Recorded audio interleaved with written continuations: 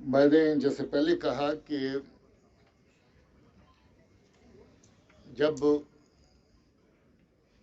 किसी हैवान के खून मुंह लग जाता है तो उसको खून चूसने की, खून बहाने की आदत हो जाती है। ये ऐसी ऑर्गेनाइजेशंस हैं जिनका जिक्र हम कर रहे हैं जो पिछले 25-3 सालों में खून बहाने का, कश्मीरियों का खून बहाने का इन्होंने ठेका ले रखा है। इनके पीछे इनके आका बैठे होते हैं, चाहे वो आईएसआई की तरफ से हों, चाहे फिर बाकी लोग जो जम्मू कश्मीर में दहशतगर्दी को जिंदा रखने और इसको चलाने के काम में लगे हों। ये टीआरएफ, जिसको मैंने कहा कि ये माउथ पीस है, जिसको मैंने कहा कि ये कमरेला के माफक है, कोई भी दहशतगर्दी की कार्रवाई जिसको आप सरहद पार से अंजाम दिलवाते हैं उसको बाद में उन करने के लिए आप टीआरएफ का नाम सामने लाते हैं, जबकि असल में वो कार्रवाई लश्कर या उसके साथ जुड़े हुए लोग, जैश या उसके साथ जुड़े हुए लोग करते हैं।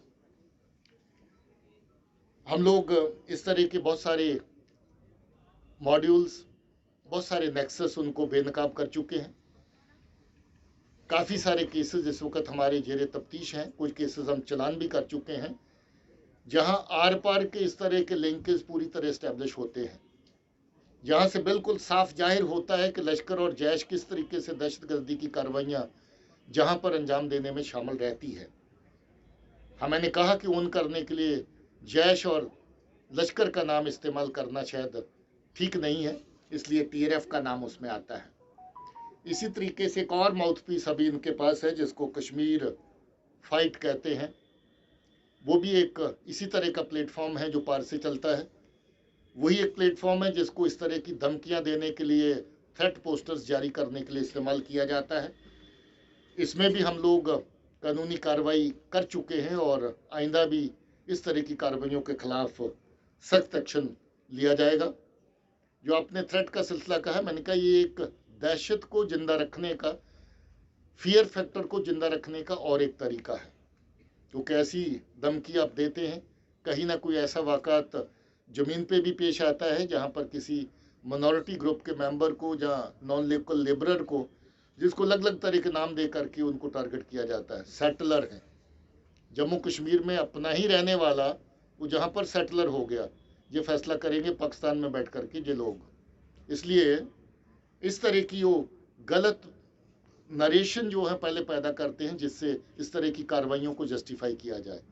बाहर से आके मजदूर अगर आपके बाग बगीचे में काम करता है, कश्मीर में लोगों के कारोबार में मदद करता है, वो सेटलर कैसे हो गया? उसके शायद पास, बेचारे के पास शायद एक कमरे का रहने का ढंग का कोई कहीं कहीं इंतजाम भी नहीं होता है।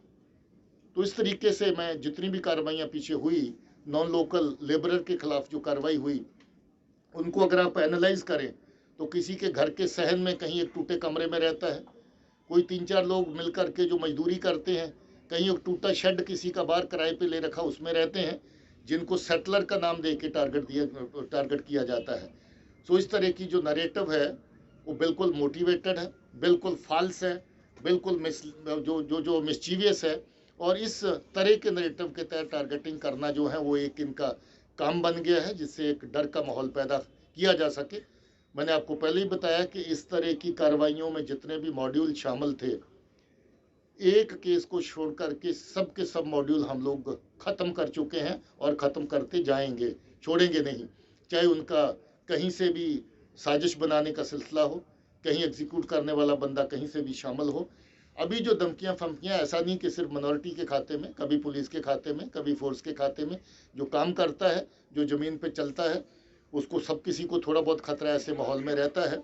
सड़क पे चलते अगर एक्सीडेंट का खतरा हो तो सड़क पे चलना बंद किया जा सकता है क्या? कल को कोई इस तरह की धमकी दे कि अपना घर पे बैठ जाओ तो घर पे बैठ जाएंगे क्या? हमें तो कार्रवाई करनी है उसके खिलाफ, और वो कार्रवाई हम कर रहे हैं और वो कार्रवाई और सख्ती से करेंगे।